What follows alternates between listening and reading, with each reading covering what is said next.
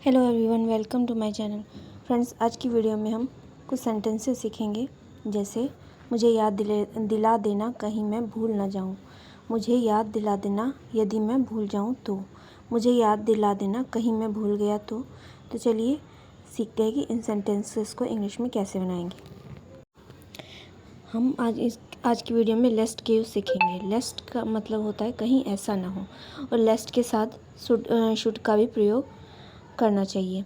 तो लेस्ट जो होता है एक नेगेटिव वर्ड है। इसके साथ हम नॉट का यूज़ नहीं करते, ये खुद ही एक नेगेटिव वर्ड है। चलिए एग्जांपल से समझते हैं। एग्जांपल, मैं मेहनत करूँगा कहीं मैं फेल ना हो जाऊँ। I will work hard लेस्ट I should fail. हमारा इसका सेकंड एग्जांपल है, मत जाओ कहीं ऐसा ना हो कि वह तुम्हें डांटे। Don't go list he should scold you. तो कहीं ऐसा ना हो कि वह तुम्हें डांटे, इसके लिए हमने नोट नहीं यूज़ किया क्योंकि लिस्ट जो है खुद ही एक नेगेटिव वर्ड है। हमारा तीसरा एग्जांपल है, चुप रहो कहीं ऐसा ना हो कि पापा सुन ले। तो कीप क्वाइट लेस्ट पापा शुड हियर यू। नेक्स्ट हमारा सेंटेंस है, मुझे याद दिला देना कहीं मैं भूल ना जाऊँ। Remind me list I should forget. हमारा पांचवा सेंटेंस है, उसने दरवाज़ा बंद कर दिया कहीं चोर ना आ जाए।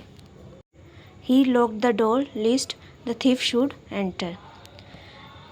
ये हमारा लिस्ट के एग्जाम्पल थे। अब हम सीखते हैं यूज़ ऑफ इफ़।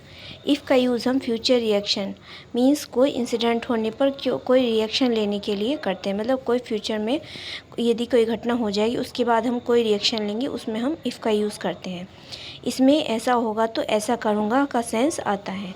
चलिए एग्जांपल से समझते हैं। I will take medicine if I get infected. यदि मुझे संक्रमण होगा या मैं बीमार पड़ूंगा तो मैं दवाई ले लूँगा। मतलब कि जब मैं बीमार पड़ूंगा तब मैं दवाई लूँगा, इस तरह का सेंस आता है इसमें। इसके बाद सेकंड एग्जांपल है, I will have some money if I need it. जब मुझे पैसे की ज़रूरत होगी तो मेरे पास पैसे होंगे। इसका थर्ड एग्जांपल है, मुझे याद दिला देना अगर मैं भूल जाऊँ। यदि मैं भूल गया तो मुझे याद दिला देना, मतलब भूल जाने पर मुझे याद दिला देना। इस सेंस में इसका इफ़ का यूज़ होगा, remind me if I forget. हमारा फोर्थ एग्जांपल है इसका, मैं अगले साल मेहनत करूँगा अगर मैं फेल हो गया तो। यदि मैं फेल हो गया तो मैं अगले साल खूब मेहनत करूँगा।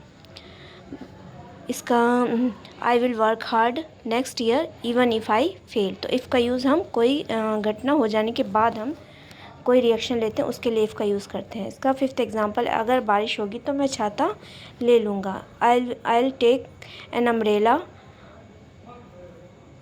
If it rains. यदि बारिश होगी तो मैं छाता ले लूँगा। हमारा नेक्स्ट वर्ड आता है इनकेस। इनकेस का यूज़ हम कोई पॉसिबिलिटी होने पर उसका पहले ही समाधान करने के लिए करते हैं। इसका इनकेस का यूज़ होता है प्रिवेंट द प्रॉब्लम के लिए। इसका एग्जांपल है, मुझे याद दिला देना कहीं मैं भूल गया तो। मतलब यदि कहीं मैं भूल गया इसलिए मुझे पहले ही याद दिला देना, remind me in case I forget.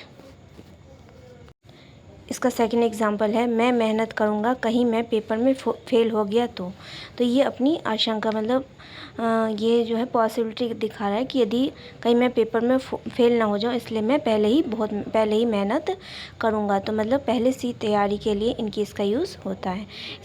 इसका एग्जांपल है, मैं मेहनत करूँगा कहीं मैं फेल हो गया तो I will work hard in case I fail in the exam. तीसरा एग्जांपल है, चुप रहो कहीं पापा ने सुन लिया तो।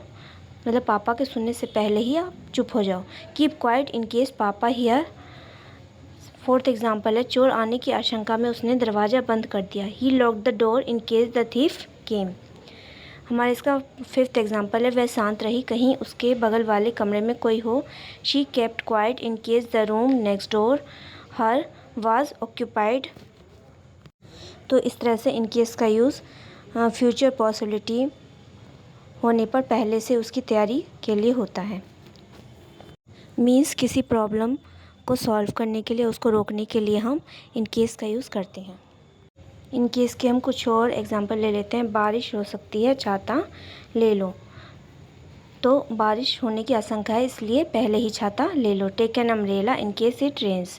अगर तुम्हें मदद चाहिए मुझे कॉल करना। Call me in case you need help. आग लगने पर सीढ़ियों का इस्तेमाल करो। In case of fire use the stairs.